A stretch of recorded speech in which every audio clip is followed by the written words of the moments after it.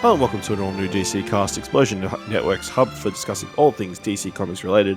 Let's talk about everything happening in Metropolis, Gotham, and beyond. I'm your host, Ash Hobley. Join me for this much-delayed episode, Dylan Blight. Happy to be here talking about Peacemaker season 3. The season finale is... Yes, today we're talking about the final 2 episodes of Peacemaker Season 2. Apologies for the lateness of this, but, life gets in the way sometimes. Doppelgangers from alternate universes pop in and mess things up. Let's dive straight in. Obviously, we're talking about episode 7, Like a Keith in the Night, written by James Gunn, directed by Athena Jones, and episode 8, Full Nelson, directed by James Gunn and written by James Gunn. Dylan, what are your thoughts on these final 2 episodes of Peacemaker Season 2? It sort of all, I guess, blends together a little bit, doesn't it? I really enjoyed the penultimate episode. I guess that was very funny. The jokes and the realizations. You see the giant fucking thing Adolf Hitler. Like all the stuff, just seeing that play out. But then also his dad actually sort of not being an asshole, even though we thought he would, but then just getting killed out of nowhere anyway was probably one of the more surprising deaths that sort of happened in this season, in a world of stuff where I sort of felt like it was getting a bit more predictable as the season went along. That one stood out. And then the season finale it's sort of like its own thing almost. It's almost like, I know that like most people have been reading online, people theorizing that it's to, like, and we can get into it more, but setting up more to do with the next Superman movie, which it definitely does seem like it possibly is going more in that direction. So, and because of that, it sort of stands in its own separate thing. There's also something sort of annoying about it. Sort of has like a double ending. It's like they make, you get the happy ending with everyone getting together and use the money to start their own place, and like it's like, okay, it's sort of seasonal arc, sort of, for a lot of these characters at least, makes sense and all that sort of stuff. And then then you get it's like fades out and then fade back into Chris getting kidnapped and all that sort of stuff. So it was sort of a mixed bag ending, I would say. Yeah. I enjoyed these episodes, but I definitely feel like they're flawed. I feel like maybe we didn't see the full potential of the Nazi world and the alternate dimension and that kind of stuff. And like, he's got this weird messaging where,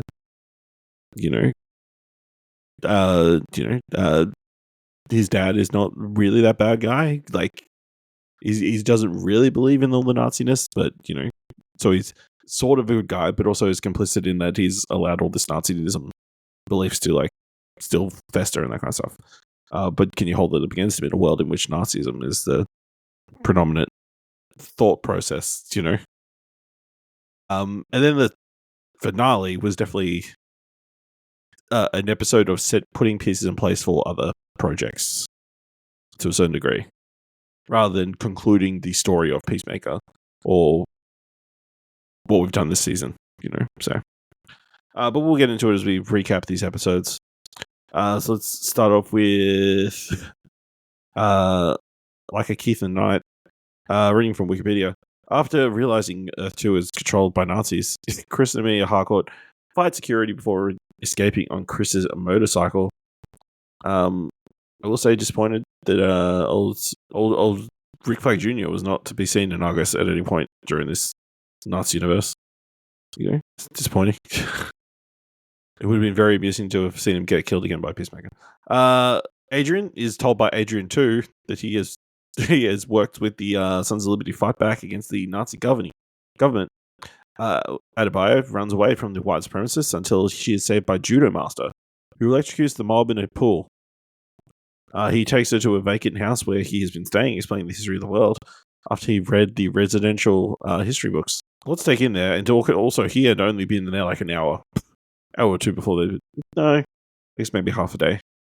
longer than they'd been in there, but he figured out all this stuff about the history of this universe. Oh, yeah, I don't know. I can't remember. I was trying to think, like, did they ever say it was a day and a half? Did they ever clearly state time moves exactly the same? No. I don't know. There's all this, like...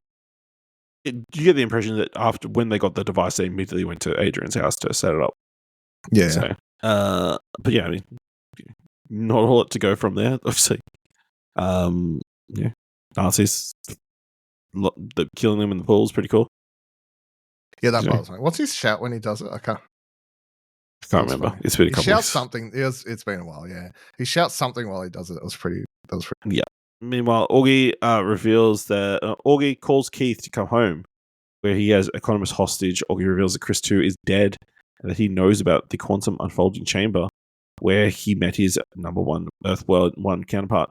The two then find Chris and Harcourt and force them back to come back to the mansion. Meanwhile, on Earth 1, Flag Senior and Bordeaux visit former Luther Corp employee Cindy Harperson. Using Luther's communication hub, Cindy locates the portal in Adrian's basement. Bringing back a bunch of the people from Superman. Which, again, for kind of we get the impression there was some sort of overlap, so I'm sure not too difficult to do. I mean, also, I think it's like context reasons. They were just filming them at the same time. Yeah. So it's probably easy to do it. Just come over to the set instead. Back at the mansion, Agee and Keith interrogate Chris, who confesses his real identity and that he accidentally killed Chris 2, angering Keith. Police officers arrive at the mansion looking for Chris, but Agee forces them to leave. Agee is willing to let Chris and the rest return to the dimension, upsetting Keith, who wants revenge for Chris 2's death. Which is interesting that Agee is kind of very nonchalant about the death of his son in this universe. Which kind of fits with the version of Agee that we know from the original universe, who was very much not a fan of Chris in that one either, so kind of hates his son in both universes. Not too surprising, though. Yep. Agee explains that he does not agree. When Harcourt calls him a Nazi, Agee explains that he does not agree with the world he lives in and uses his influence to help pedestrians in any possible way. The Adrians, Attenborough, and Junior Master enter the mansion before Adrian 1 stabs Agee to death. This prompts Keith to shoot at them, alerting the police. Yeah, it does kind of come out of nowhere and is very much undeserved. Yeah. It also, Agee's stance, well, I guess we never really get to learn about the Chris of this universe, but why does this version of Agee hate Peacemaker so much? Like, I don't know, but given Agee doesn't really care about the Nazi regime, well, it's not like they're going around and going, "Hail Hitler" and that kind of stuff. No, I think it was just it just sounds like because he was a drugged up, alcohol-induced piece of shit. Like, is what it sounds like to me. Yeah. So, but yeah, Agee takes one. Necessarily, really. Mm-hmm. The 11th Street kids make their way back to the QUC, and angered Keith attacks Chris until Eagly and the rest of them severely injure him. Traumatized, Chris breaks down and sobs over Keith's body, preventing the rest of the team from killing his brother. After Chris and the team leave, Harcourt attempts to execute Keith, but is stopped when the cops arrive. Adrian 2 sending her through the portal. The gang returns to their world, where they are met by Flag Senior and Argus forces. Chris turns himself in and hands the alien device to Argus before taking the blame for everything, claiming the others convinced him to turn himself in, which Judo Master supports. Kind of anticlimactic. I thought that would be... Also, because Keith never returns, spoilers, I guess, for the next episode, it kind of doesn't feel very fulfilled. Yeah, they just leave that Keith thing open for potential of something else. Yeah, I guess so. Seeing as they're going to play with all the doors later. But yeah, I mean, it was a fine episode. I feel like it just didn't explore this alternate Nazi universe enough or flesh it out. I guess it's just kind of like everybody's Nazis, everybody's racist here. As kind of I mean, it's the whole thing. They're just like they won World War II. That's how the world is, I mean, even I think one of the better lines is like always like, are you trying to solve every single injustice in your world? Is your world perfect? Like, yes, this is utopia, and it's not. So, I mean, the thing is, We know our world's pretty fucked up, but the Nazis didn't wear World War II. I feel like there's a huge At jump. least there's that. Yeah. But they might. It's pretty close.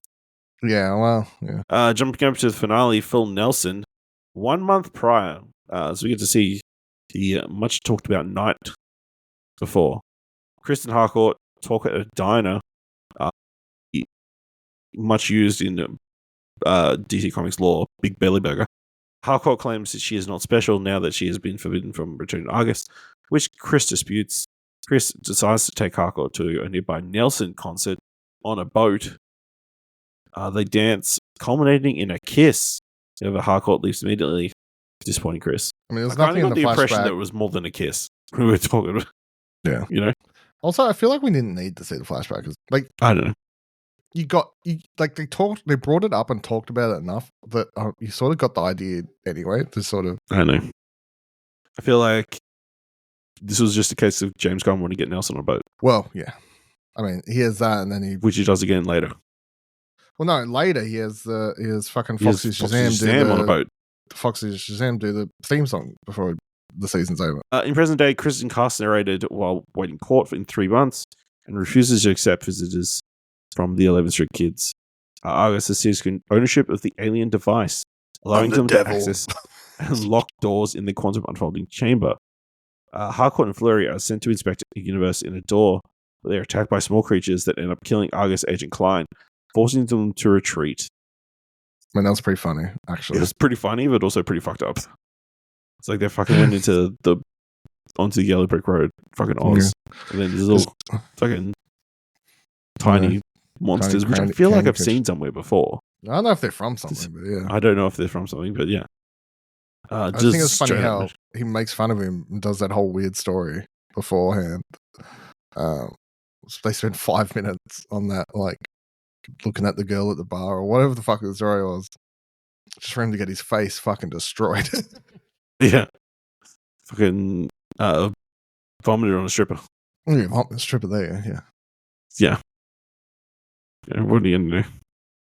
What about you? Economist grows disillusioned with the project as Flag Senior is using Lex Luthor's team and informs him about the doors. Using Adrian's supply of consecrated money, Adebayo posts Chris bail, but he simply takes Eagly, leaves his house, and leaves town.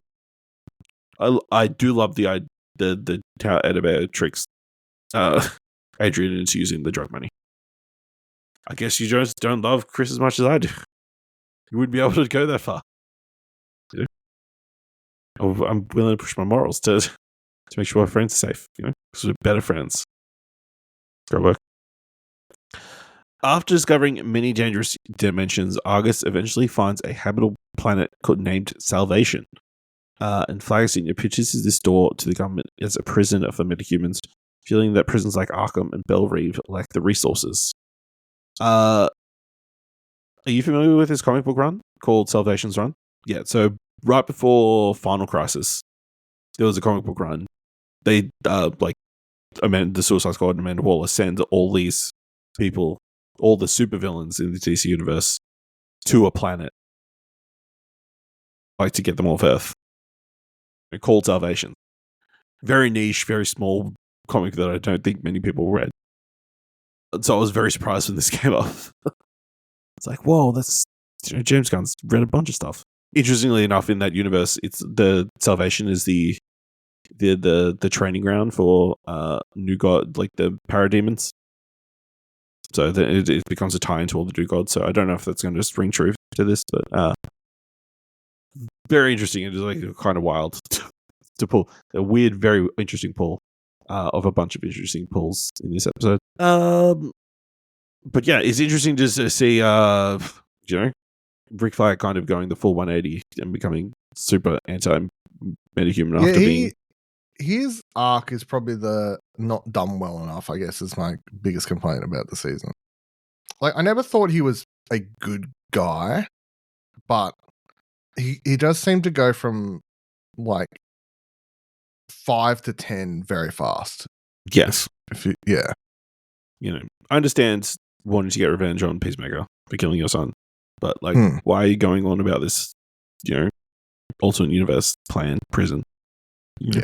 Especially when, like, and I seldom watch it, but I still have to go back and watch it. But doesn't he work with metahumans in the... In Cringy Commandos, he works with a bunch of monsters, you know? Yeah. Although he does get, like, the shit beat out of him and almost killed by Clayface, so, you know. I guess maybe he does hold a little bit of a grudge. But yeah, that's kind of weird.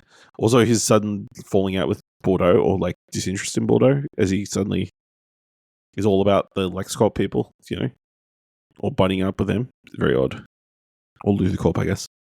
Gets all buddy with them. But I'm like, is he going to turn on him at the last second?